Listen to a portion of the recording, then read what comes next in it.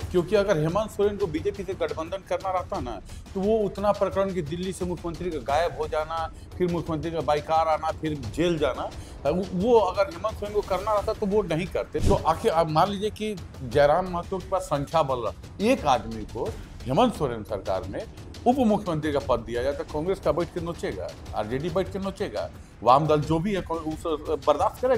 JKL में पदाधिकारी भी नहीं, वैसे समर्थक आके आखिर माँ बहन तो उतर जाएंगे ना। जैसे लगेंगे उनके भगवान जिसे कोई है सनातनी लोग जो अपने सनातनी बोलता है कि जैसे श्री राम भगवान को कोई बोल दिया सब गाली देने लगता है, वैसे जयराम अंधभक्तों का भगवान बन चुका है। लेकिन फिर रेल टेका में जैसे ही इन्होंने रेल टेका का समर्थन कर दिया पार्टी लाइन पर, तो उससे हुआ ये कि जयराम झारखंड का बेटा से कुर्मी का बेटा हो गया। अब घाटशिला में क्या हुआ, इसका फायदा जयराम को तो मिला और नुकसान भी मिला, और सुदेश को सिर्फ फायदा ही और सुदेश के चक्रव्यूह में जयराम फंसा। ये आपको बहुत सारी छात्रवृत्ति योजना, आंगनबाड़ी मानदेय और बहुत सारे प्रभावित हो रहा। क्यों 1,36,000 करोड़ पे जो डकार मार के बैठा हुआ है केंद्र सरकार, निश्चित तौर पे वो पैसा है तो झारखंड सरकार बहुत सारा बैकलॉग क्लियर हो जाए। ये लोग भी तो इसका आंदोलन का नेतृत्व किए, लेकिन टारगेटेड सिर्फ एक आदमी क्यों हुआ? आदिवासियों का कारण है। अब जैसा मुझे लगता है कि आदिवासियों का टारगेटेड सिर्फ एक आदमी क्यों हुआ? जयराम महतो हुआ। तो जयराम महतो को मुझे लगता है टारगेट किया नहीं गया, वो खुद हुए, समझिए। हाँ, उनका जयराम महतो ठीक नरेंद्र दामोदर दास मोदी के चिन्हों पर एकदम 100% ठीक है, फोटोजीवी नेता है। हाँ, कि 10 वो मीडिया वाले गिफ्ट देके चले। जी बिल्कुल। नमस्कार, जोहार भारत मित्र देख रहे हैं आप, मेरा नाम अभिषेक भारती है। जोहार, कैसे हैं आप? नमस्कार जोहार, हम ठीक हैं, बढ़िया हैं। प्रदीप तिवारी हमारे साथ हैं और इनसे जोहार सुनना बड़ा बढ़िया लगता है, और जब भी इनसे बात होती है तो ये जोहार ही बोलते हैं। मेरे मित्र भी हैं, सामाजिक कार्यकर्ता भी हैं, भोजपुरी भाषी भी हैं, और 1932 खतियान आधारित स्थानीय नीति के धुर विरोधी भी हैं। तो प्रदीप जी, बिहार चुनावों को लेकर के आपकी समीक्षा में देख रहा था, क्या कहिएगा बिहार चुनाव में? मतलब आप जेएमएम की जो स्थिति थी, अब कहा जा रहा है कि यहाँ गठबंधन की समीक्षा होगी, क्या कहिएगा? देखिए, काफी स्पष्ट कहता हूँ कि जेएमएम का बिहार में ठीक है, गठबंधन में तेजस्वी और कांग्रेस ने सीट नहीं दिया, वो अलग बात है, लेकिन मुझे नहीं लगता जेएमएम एक बार जीता था, वो सुमित कुमार सिंह जीते थे चकाई। तो हाँ, चकाई से। और सीमावर्ती क्षेत्रों में आप बोलते हैं आदिवासी वोटर, निश्चित तौर पर जेएमएम का आदिवासी वोटर्स में बहुत फ्लो है, लेकिन वो मुझे नहीं लगता बहुत ज्यादा, जो सच है वो मुझे लगता है कि बहुत ज्यादा प्रभावी नहीं रहा। इसीलिए हमको नहीं लगता कि जेएमएम को सीट न देना बहुत ठीक है। सीट न दे के गठबंधन में सीट न दे के तेजस्वी एनडीए ने, इंडिया गठबंधन ने गलत किया, लेकिन सीट न देने से बहुत ज्यादा प्रभावी भी मामला नहीं थी। जेएमएम का बहुत ज्यादा वहां मामला प्रभावी नहीं था। हो सकता है इसी कारण देख के गठबंधन में बहुत सारी चीजें होती है। यहाँ हाँ, ये चीज है कि जो यहाँ बार बार समीक्षा की बात आ रही है, कहिया करिएगा समीक्षा कीजिए। अच्छा, आपको लगता है हेमंत सोरेन मतलब अपने पूरे से पूरे सपने में बीजेपी से गठबंधन करने का सपना देखते होंगे? देखिए, हमको तो नहीं लगता है, क्योंकि अगर हेमंत सोरेन को बीजेपी से गठबंधन करना रहता ना, तो वो उतना प्रकरण कि दिल्ली से मुख्यमंत्री का गायब हो जाना, फिर मुख्यमंत्री का बाइकार आना, फिर जेल जाना, वो अगर हेमंत सोरेन को करना रहता तो वो नहीं करते। लेकिन अब एक चीज मुझे लगता है, हो सकता है मैं गलत हूँ, कि अब चूंकि आप बहुत देख रहे हैं सरकार की बहुत सारी योजनाएं प्रभावित हो रही है। ये आपको बहुत सारी छात्रवृत्ति योजना, आंगनबाड़ी मानदेय और बहुत सारा प्रभावित हो रहा है। क्यों 1,36,000 करोड़ पे जो डकार मार के बैठा हुआ है केंद्र सरकार, निश्चित तौर पे वो पैसा है तो झारखंड सरकार बहुत सारा बैकलॉग क्लियर हो जाए। तो अगर इन एनी केसेस है, हमको तो नहीं लगता हेमंत सोरेन झुकने वाले हैं, क्योंकि शिबू सोरेन का बेटा है, झुकने वाला नहीं है। लेकिन अगर झुकना भी पड़ा तो हो सकता है राज्य की स्थिति को देख के हेमंत सोरेन झुक सकते हैं, ऐसा, लेकिन अभी ऐसी संभावनाएं दिख नहीं रही। नहीं, उनकी पूरी राजनीति है बीजेपी के खिलाफ। बहरहाल, अब आपके फेवरेट टॉपिक पर आते हैं। अभी सोशल मीडिया पर देख रहा था, उप मुख्यमंत्री जयराम महतो हेमंत सोरेन अगर ऐसा कुछ फैसला लेते हैं, का जरूरत क्या है? अच्छा, एक बात बताइए, अगर जैसे समीक्षा की बात आ रही है, अगर हटा भी दे आरजेडी को, तो भी हेमंत सोरेन की सरकार को कुछ होने वाला है? इतना स्पष्ट बहुमत है कि जो विधायकों की संख्या के आधार पे अगर आरजेडी का 4-5 जो विधायक चार विधायक उनको हटा भी दे तो भी हेमंत सोरेन सरकार टस से मस होने नहीं वाला। तो फिर हेमंत सोरेन की आवश्यकता क्या है? इस तरह भी सरकार में 12वां मंत्री, तो झारखंड का दुर्भाग्य रहा है कि आज तक 12वां मंत्री, चाहे रघुवर की सरकार हो चाहे हेमंत जी की सरकार हो, 12वां मंत्री आज तक बन नहीं पाया। ये दुर्भाग्य रहा है। तो सरकार को आवश्यकता क्या है? हेमंत सोरेन को आवश्यकता, अगर आरजेडी हट भी जाए तो भी हेमंत सोरेन को कोई फर्क नहीं पड़ने वाला है। इसीलिए मुझे ये लगता है ये सब जो नहीं होता है कि लोग अपने मन से शिगुफा, कपोल हाँ, कल्पना। कपोल कल्पना कहिए। तो आखिर आप मान लीजिए कि जयराम महतो के पास संख्या बल रहता, एक आदमी को हेमंत सोरेन सरकार में उप मुख्यमंत्री का पद दिया जाता, कांग्रेस का बैठ के नोचेगा, आरजेडी बैठ के नोचेगा, वाम दल जो भी है उस बर्दाश्त करे किसी कीमत पे। इसलिए हेमंत सोरेन इतना बड़का गलत निर्णय किसी कीमत पे नहीं करेगा। घाटशिला के नतीजों को कैसे देखेंगे? घाटशिला का नतीजा अगर आपको खुल के बताते हैं, मैंने लिखा भी था बहुत पहले भी कि वो घाटशिला का नतीजा देखिए, इस तरह कहीं बाई इलेक्शन होता है, अगर सरकार का कोई विधायक का देहांत होता है, बाई इलेक्शन होता है, तो निश्चित तौर पर सरकार के पक्ष में जाता है। और हाँ, ये चीज है कि मैं भी नहीं मैं भी घाटशिला गया था, मेरा भी आकलन नहीं था कि सोमेश सोरेन इतने ज्यादा मतों से जीतेंगे, लेकिन वहां हेमंत सोरेन का मैया सम्मान और शिबू सोरेन का अभिमान और स्वर्गीय रामदास सोरेन जी का लोकप्रियता काम आया और वहां इतने लार्ज वोट से जीते। हाँ, एक चीज है कि जैसे उस चुनाव में अगर जेकेएलएम को जितना लोगों ने मेहनत किया, अगर थोड़ा सा और वोट का संख्या बढ़ता तो राज्य के लिए खतरे की घंटी होती। कैसे? निश्चित तौर पे अगर मान लीजिए पिछले बार 8,000 का लगभग वोट था, इस बार 11,000 है, तो एक साल में 11,000 मान लीजिए सारे जमीन जेकेएलएम का टाइगर जयराम महतो खुद 4 दिन वहां कैंप किया, पूरा टीम काम किया, 3,000 वोट का पड़ा बहुत ज्यादा मायने नहीं रखता। हाँ, अगर लार्ज स्केल 20,000, 25,000, 30,000 वोट आता तो राज्य की राजनीति के लिए निश्चित तौर पर खतरे की घंटी होती। नहीं, इसमें एक चीज भी है कि रेल टेका जो कुर्मी समाज द्वारा किया गया, इस रेल टेका ने 2 चीजें की।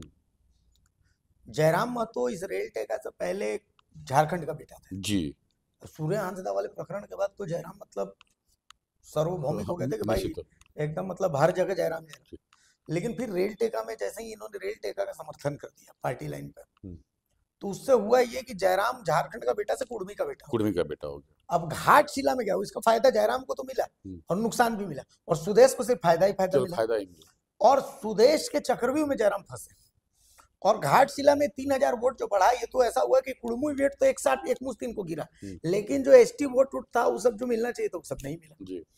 और सबसे गजब बात यह है कि 2029 में मुख्यमंत्री जयराम महतो, जो हमारे सोशल मीडिया में उनके समर्थक कमेंट करते थे, तो उसको एक बहुत बड़ा झटका लगा निश्चित तौर पे। अभी आप देखिए, अब डुमरी विधानसभा की बात ले लीजिए, डुमरी विधानसभा में जयराम महतो को सारे लोगों ने वोट किया था और निश्चित तौर पे महतो लोग का वोट, कुर्मी भाई लोग का वोट अच्छा पड़ा था।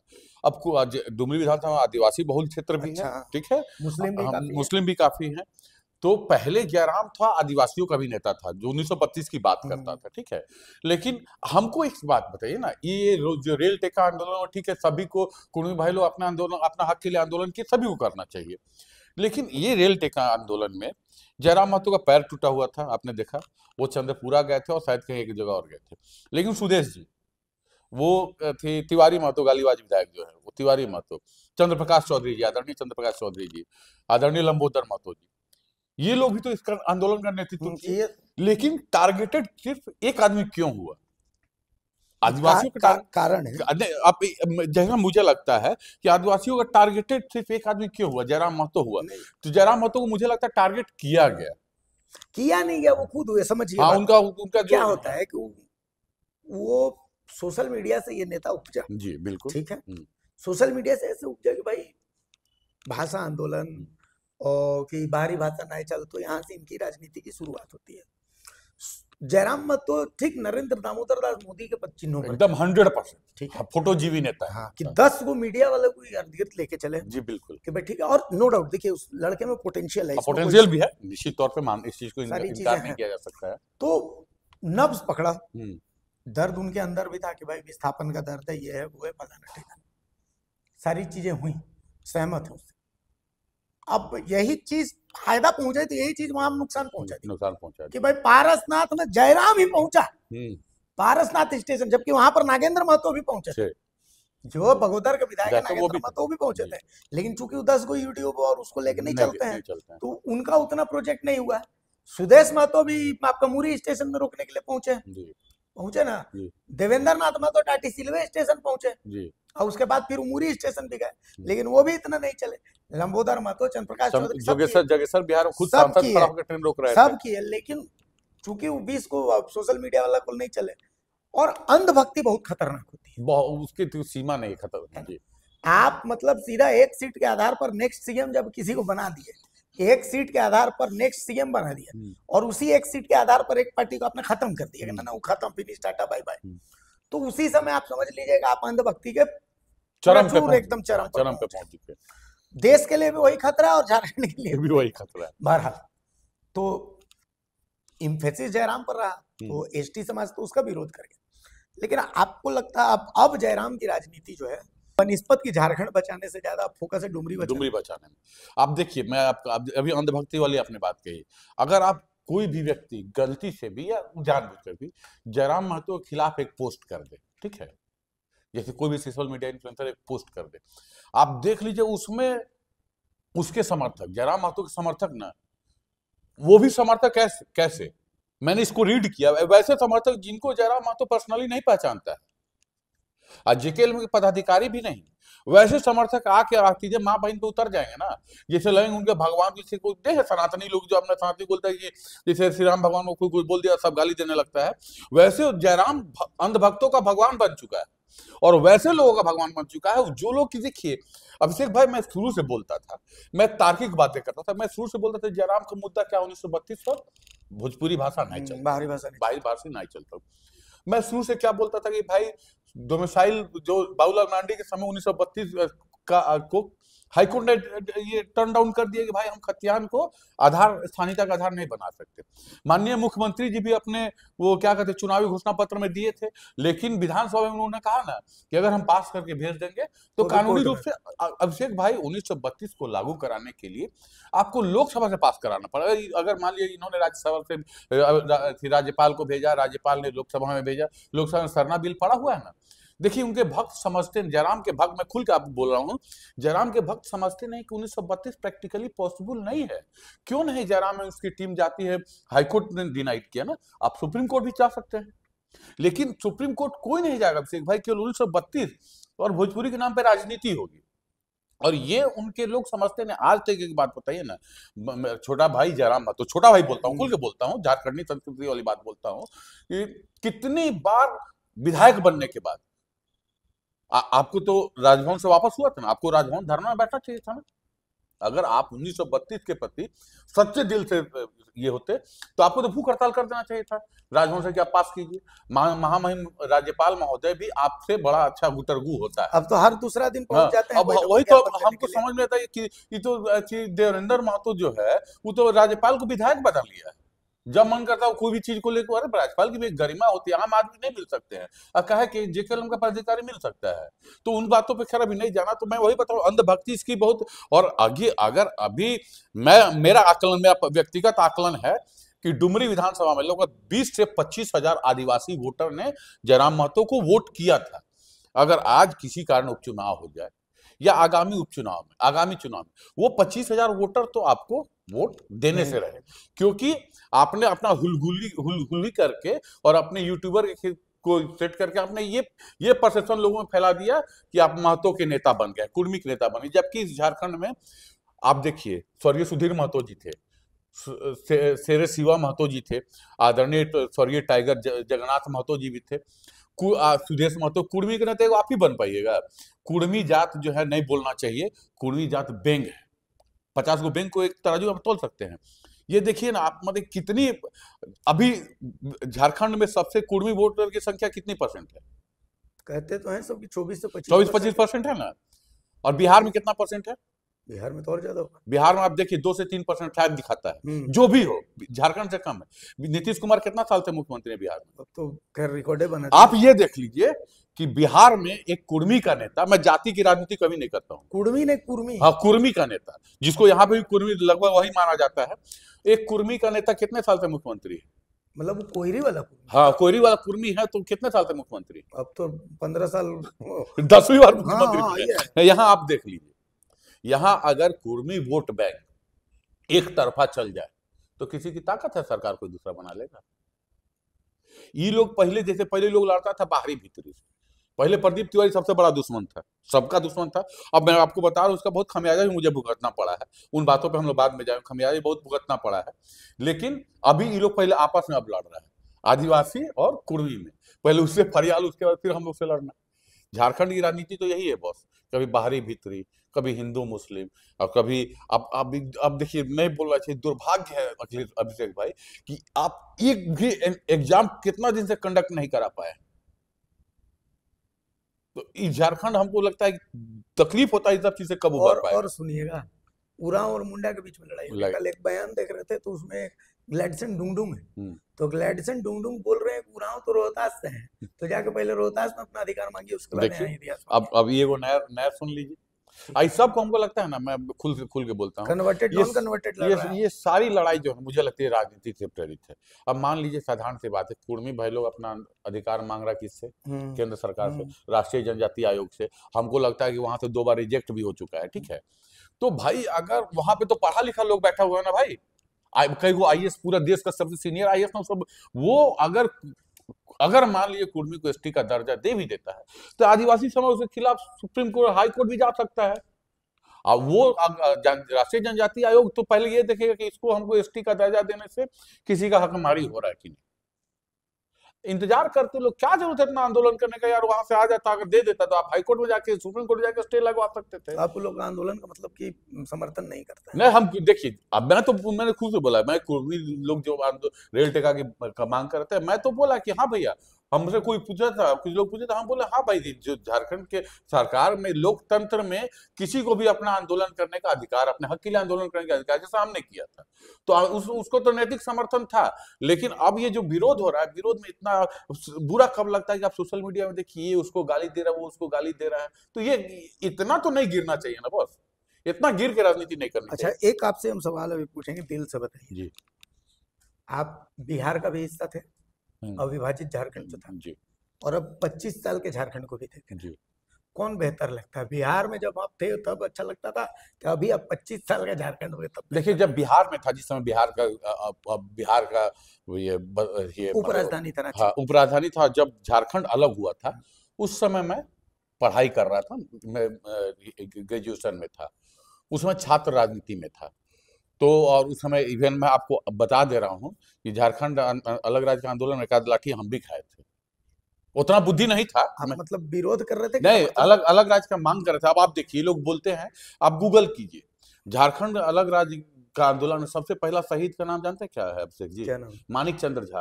अच्छा, हाँ। कहाँ के थे? धुरवा? धनबाद के थे। अच्छा। मुंगेर के निवासी थे, उनका घर पैतृक निवास मुंगेर था, वो धनबाद में रहते थे। उधर राजगंज कटरा साइड में जो गोली चला था ना, तो उसमें सबसे पहला शहीद थे। ये बात आप शिबू सोरेन जी का भी ऐसे जीवनी पढ़िएगा, उन्होंने भी कहा है, और टेकलाल महतो से भी पूछे, उनके साथी थे वो। सबसे पहले वो मुंगेर के निवासी थे, आज भी उनका पैतृक घर मुंगेर में, सबसे पहले गोली उनको लगी थी। तो ये झारखंड अलग राज्य के केवल ऐसा थोड़ा है कि जो वर्तमान में यहाँ पे उन्होंने आहुति दी थी, तो हम भी उस समय एक आध बार हमको भी लाठी पड़ा था, तो हम भी चाहते थे कि चूंकि जितना उस समय निश्चित, बड़ा इंटरेस्टिंग बात बता आप निश्चित ये चीज समझिए कि जितना अभी राजनीति समझ पा रहा हूँ, उतना उसने तुरंत मैट्रिक पास किया था, इंटर में था, तो उतनी राजनीति समझ में नहीं आती थी। सबने झारखंड अलग राज्य के लिए आंदोलन किया था, तो चूंकि छात्र नेता थे, तो हम भी सब उस समय उतना मुझे ज्ञान, टू बी वेरी फ्रैंकली जानते, सच कहने का उतना ज्ञान नहीं था, लेकिन झारखंड अलग राज्य होने का आंदोलन चल रहा था, मैं भी एक आध बार लाठी खाया उसमें। उसके बाद जब धीरे धीरे पुलिस लाठी, हाँ, पुलिस लाठी का, अब धीरे धीरे जब समझ में आ रहा है, तो निश्चित तौर पर झारखंड से प्यार है, ठीक है। उस समय उतना ज्यादा मैंने निश्चित तौर पे इंटर में था, इंटर पास करके ग्रेजुएशन में गया था, तो उस समय उतना ज्यादा राजनीतिक विकास नहीं हुआ था। लेकिन निश्चित तौर पे आपने बोला कि झारखंड अच्छा लगता था कि बिहार अच्छा, तो निश्चित तौर पे झारखंड अच्छा लगता है। लेकिन एक चीज बुरी लगती है ना, कि झारखंड में हर मुद्दा एक एक मुद्दा जो होता है वो राजनीति से प्रेरित, इतना राजनीति से प्रेरित करके हर मुद्दा को नहीं करना चाहिए। और हमको सबसे ज्यादा तकलीफ लगता है अभिषेक भाई ना, कि हम लोग भी जब फार्म भरते थे, बाबूजी एससीसी में थे, फार्म भरते थे, एग्जाम कैंसिल हो जाता था, हम तकलीफ होता था। सबसे ये तकलीफ लगता है अभिषेक भाई कि आप झारखंड में आप भी चानो के निवासी हैं, अब कोई गरीब व्यक्ति जिसका बाप किसानी कर रहा है भैया, वो झारखंड रांची में एगो लॉज 2000 का लॉज लेके एगो रूम में जाके घुसते खत्म हो जा रहा है, उसमें रह के वो बच्चा पढ़ रहा है, 2000 रुपया महीना भाड़ा दे रहा है, 1000 रुपया का फार्म भरा, वो फार्म के एग्जाम कैंसिल हो जा रहा है। तो उस 1000 का मरम अभिषेक भाई ना, उसके बाप से पूछिए, उस लड़के से पूछिए जो, और ठीक एग्जाम कैंसिल होते जा रहा अभिषेक भाई, जब उसका एज क्रॉस कर जाएगा, उसके बाद सरकार देगी क्या उसको एज में रिलीफ? उसके बाद तो उसका जीवन बर्बाद हो गया ना। आपकी कुव्यवस्था के कारण, आपकी अव्यवस्था के कारण आप युवाओं के भविष्य से खेल रहे हैं। ये तकलीफ लगती है। आप देखिए ना कितना आप प्रभार में पोस्ट है। हम लोग का जो टाइगर जयराम महतो जो कहते हैं डुमरी का, उनका डुमरी प्रखंड प्रभार में चल रहा है भाई। लेकिन एक बार आंदोलन कर देखे आपका अभिषेक भाई, आप दिल से बताइए, आप अगर एक पार्षद रहे, आपका क्षेत्र में नगर निगम कर्मचारी नहीं है तो आप रोड पे बैठ जाइए। तो बैठेंगे, अगर क्यों आप सच्चे समाज से हुए तो रोड पे बैठ जाइएगा। डुमरी प्रभार में चल रहा है। ये सब देख के तकलीफ होता है कि यहाँ केवल लोगों को ना, आपने सही कहा, नरेंद्र मोदी वाला जो झाड़ फास का राजनीति वही चाहिए। अभी देखिए बिहार में जो हुआ, केसी सिन्हा से बड़ा गणितज्ञ कोई हुआ था? कितना वोट आया? ये जो भारत की राजनीति है ना, ये सच्चे सेवकों को पसंद नहीं करेगी अभिषेक भाई किसी कीमत आप पे। कैसे वोट देना? मैं क्यों वोट दूं? मैं खिजड़ी का वोटर हूँ। अच्छा, मैं खिजड़ी बिहार का वोटर? बिहार के वोटर नहीं है। मैं देखिए हम उतना आप हमको कमजोर खिलाड़ी समझते हैं कि हम बिहार का भी वोटर रहेंगे, पता चला सब खोज के उसके बाद पूरा मीडिया में एक्सपोज कर देगा। मैं खिजड़ी का वोटर हूँ। सरस्वती शिशु विद्या ये बाल विद्या मंदिर में मेरा वोट पड़ता है। खिजड़ी का वोटर हूँ मैं। अच्छा, पढ़ाई लिखाई सब आपकी? मेरा जन्म यहाँ पे, वो सरस्वती शिशु मंदिर से पढ़ा, जैन कॉलेज से पढ़ा, उसके बाद जेवियर से सीसीए किया, बीसीए किया, जन्म कर्म सब यहाँ पे है। अच्छा, आप बहुत बढ़िया एक बात बोले कि 1932 में, तो फिर क्या स्थानीय नीति, मतलब 2000 की स्थानीय नीति? देखिए अब फिर जब झारखंड, हम लोग का डिमांड यही है कि एक साथ झारखंड, छत्तीसगढ़, उत्तराखंड अलग हुआ। आप इन दोनों जगह का सर्वे कीजिए। उत्तराखंड तो सुप्रीम कोर्ट तक मामला गया था। उसके बाद झारखंड, छत्तीसगढ़, उत्तराखंड में ये हो गया कि जो कट ऑफ डेट जिस दिन से राज्य अलग हुआ, उसके पहले जो वहां लोग थे उसको स्थानीय मान लिया गया।